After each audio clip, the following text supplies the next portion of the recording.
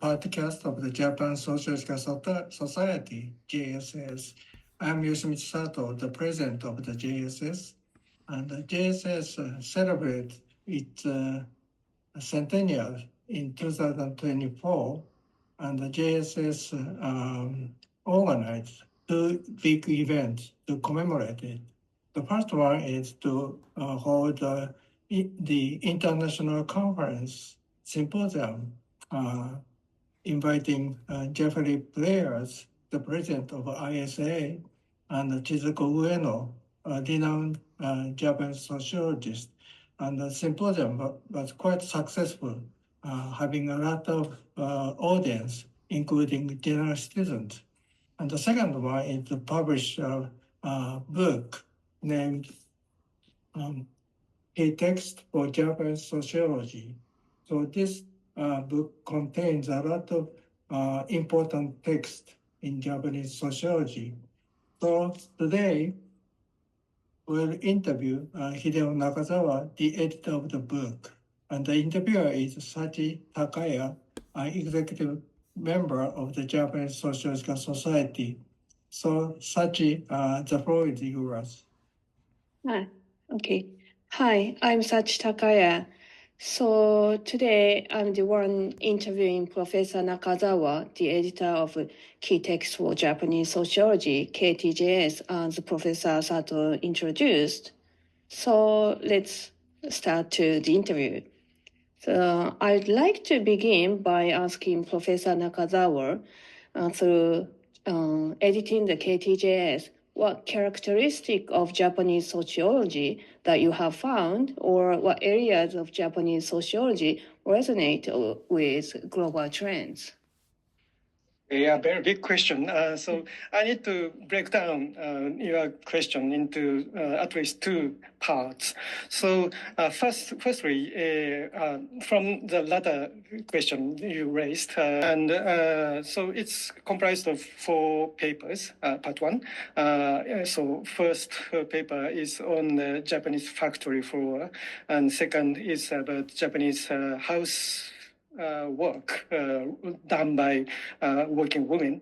Our third chapter is about sort of some social problem, so violence on the girls in Okinawa society. And fourth paper is about the migration policy, but unmaking of migration policy actually. And it's actually written by you, Professor Takaya, and it's quite interesting to find that very much entangled reality of Japanese society. And I think these papers are very easy to read for English readers because it is very seamlessly connected to global issues like industry, family, migration policy, and violence to women.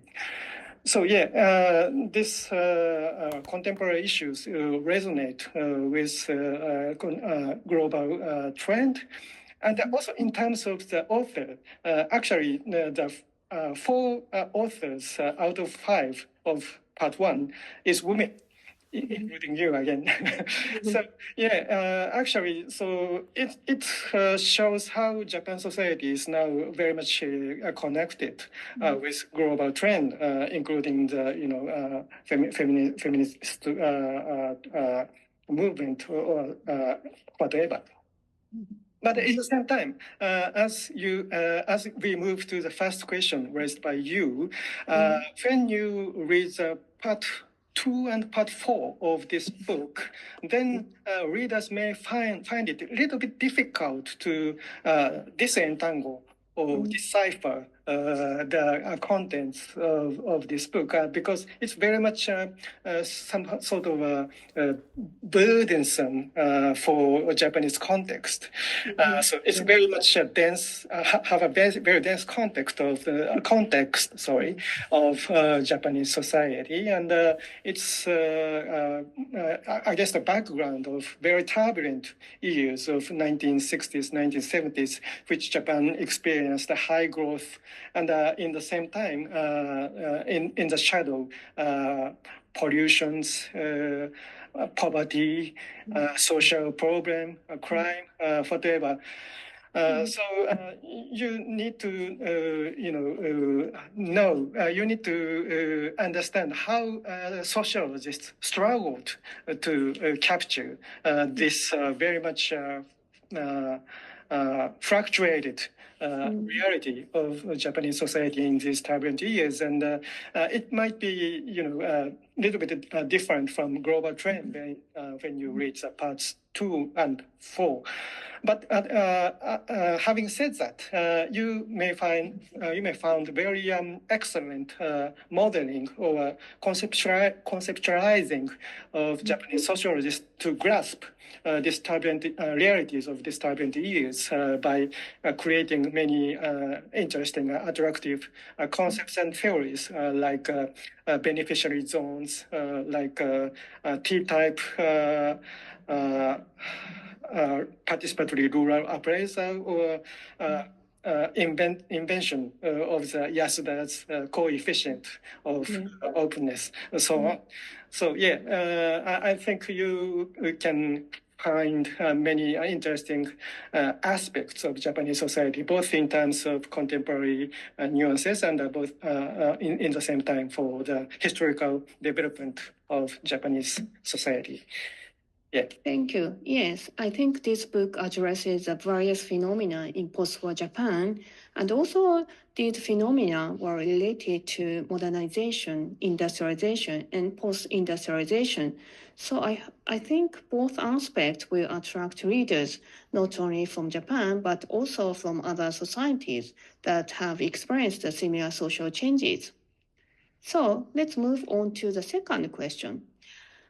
Could you tell us how you selected the papers for this edited volume? Were there any challenging aspects to do it?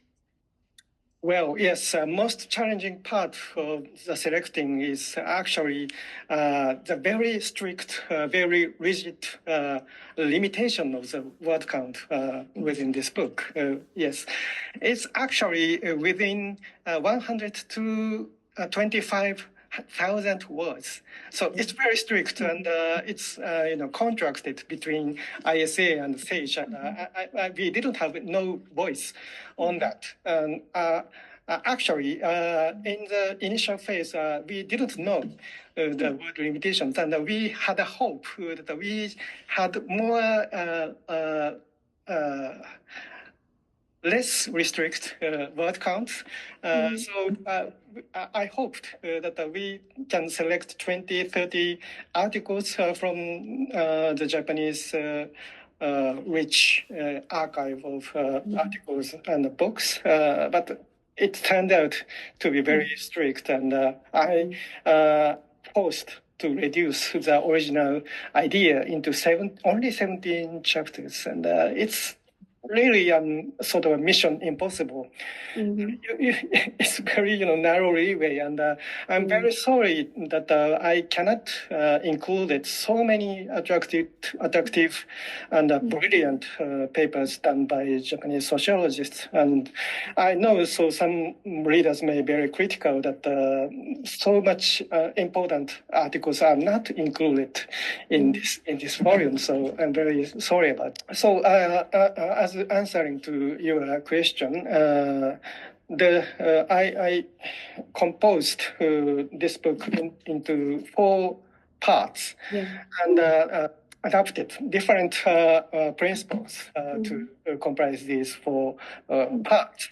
So, as I said, part 1 is intended to show some hint of recent Japanese society, and it's selected from some articles shown in the Shakaigak Hyoron, which is the official journal of Japan Sociological Society. And part 4 is selected from the anthology edited by University of Tokyo Press in 1980s. So readings of Japanese sociology, titled Readings of Japanese Sociology. And actually, this University of Tokyo anthology is very rich, 20 volumes of them. And selecting only 4 papers from 20 volumes is quite, again, mission impossible. But anyway, I selected 4. And part 3 is the sort of introducing some infrastructure for sociologists. So it's a little bit different, but I think this is very important and a very good characteristic of Japanese sociologists, that so many collaborations between sociologists supported the world of sociology in the post-World War II era. So I selected some papers to represent the output of coming from these collaborations, like International Social Survey, or Data Archive, or evidence-based policy effort for educational practice, or some effort to make a reference standard for teaching sociology as a subject in the university. Part two is selected from the papers written in 1960s, 1970s, which was turbulent years, as I explained. And I think some very creative concepts emerged to tackling with these difficult times. And so I thought some index like Yasuda's index, Yasuda's coefficient index for openness is one of those. And also beneficiary zone concept made by Harutoshi Funabashi was another one. And so some authors applied Western concept to Japanese reality, and a little bit changed the definition and adapted it to Japanese context, like Toshiko Kamada's chapters, which applied the laundry's poverty line theory into reality. So, I selected the 5 concepts in part 2, and still, as I know, so many things, so many concepts to be introduced if we had more limitations. But anyway, I just limited to 5, and so, as I said, very different principles applied to each chapters, and this was as a result into the 70 chapters. Okay, yeah, I understand. It's very difficult to select just a few papers from the very rich archives. And also, I think, especially as you mentioned, chapter 2, the focus on the concept. And I think it really shows, and sociological concepts really connected the context of the society. So I think it's really, the example of the sociological concept was made in that kind of concept, which is very interesting. So the third question, I move to the third question. So could you share more with us about how this publishing project came about, and how you intended to edit the book? Maybe that kind of the similar question as the former one. Oh yes. Oh yeah. Maybe it can be explained from President Sato as well. But I will do that. So this project was intended, as President Sato introduced, intended as a commemoration of the centenary birthday of Japan's Sociological Society. Yes. So originally we discussed, we means the board of Japan Sociological Society. So the board discussed it in the year 2022, I remember. And so we applied the proposal to publication committee of International Sociological Association, and SSIS, I mean, SAGE series of in international sociology. SSIS series editor then was Jaime Marquero Selvos, and he was very kind to proceed this project. So actually, in the April of that year, the ISA approved to move on, and then we started negotiating with Sage publication, and then we collected the chapters by the summer of 2023. And with half years, we translated the articles, Japanese article into English, and sent the articles to Sage in January 2024.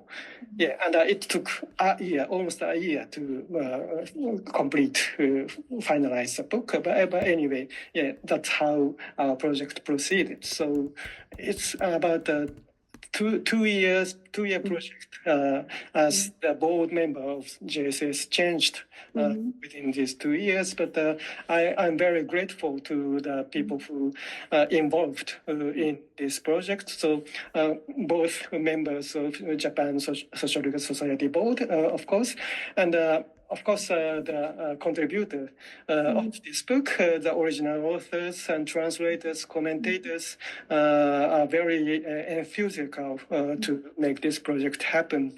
And also for the editors in the Sage, and Jaime Marcelo Selvos, and the successor, Joy Y. Jen, who was very supportive all through the project. Yeah, so this is my formal answer to Professor Takaya's request. But Professor Sato, do you have any other thing to add about this formal process of making this book? I really appreciate your effort to make it published. So as you said, there are a lot of constraints on it. So I think I couldn't do that. But Hideo made a heroic effort to publish this very important book to commemorate the centennial of the JSS. Thank you. Thank you so much. And also, I need to thank to presidents of Japan Sociological Society to take your precious time to write the preface to this book. So thank you, Professor Sato and Professor Ito, both presidents of Japan Sociological Society. Yeah, I think it's a very long and tough project, I guess. So could you tell us how you feel after publishing the KTJs? Well, just relieved, actually. Relieved, really, because it was a long and winding road, as Professor Sato suggested. There were so many traps, so many pitfalls to realize this project, and I'm very relieved that anyway we had now this book published as a material. Yeah. So, but of course, we have many challenges before us as a sociologist for next centenary, and as I explained, it's just a showcase, very tiny showcase of this book, and we need to introduce more and more very brilliant, attractive Japanese sociology to the world. We have a lot more articles and books to be introduced internationally. So we need to keep this kind of effort to translate Japanese output into the world, and we need to globalize Japanese more to address to issues. So this time connecting and collaborating with other countries' sociologists to tackle with global issues like climate change or poverty or inequality, whatever. So we have lots of things to do. So it's not, completion. It's not end, but it's just beginning for Japanese sociology to develop more for the international development. I see. I also hope that this publication will provide an opportunity for readers to become interested in Japanese sociology and to promote more global dialogues. So let's move on to the next question. Is there any issue in sociology and in Japan and beyond you found through editing the volume? Well, so many things, really. Well, I intended to focus on the very traditional realms within sociology, so like family sociology, urban sociology, class analysis, so on, and I limited to this kind of traditional area, but. Also, we know so many developing area in sociology and so many, attracting genres ever developing, even in this year, in this decade. And we didn't include this kind of very fresh and even developing genres within this book. For example, we couldn't include the issues within welfare and medical sociology, or issues in both qualitative and quantitative research methods. For example, we didn't include any papers on ethnomethodology or symbolic interactionism or whatever. And this kind of very sort of a micro-level sociology is one of the issues that Japanese sociologist is now very much keen in developing. Or I didn't include any, explicit feminism outputs, although I included some papers on gender issues, but I didn't include any kind of recent outputs on feminism sort of thing. So yeah, we need more anthology, or we need to anyway reach out to the world to represent Japanese sociology and ever expanding genre of Japanese sociology. So we have many things left within this book. Yes. I see. So is there any expectation you have for readers of the KTJs? Well, please enjoy it. I hope our translation fits to the reader's context and the reader's knowledge, and I hope it doesn't trouble you, the readers, so much. But as I said, in the part 4 may be difficult for the readers to read through, but it is the reality of Japan in 1960s and 1970s. So please find some clue to connect with your society in the paragraphs, and then you will find some common elements, common concepts, common problems of your country with Japan, and then you will find some collaborators in Japan when you see about the contributors page. There's so many living sociologists in the about the authors section. So please try to contact to the sociologist in Japan from your field. Then we are very happy to make collaboration with people beyond Japan to address the global international issues, as well as make some comparison of Japanese society to other society, and it will enrich the sociology even more.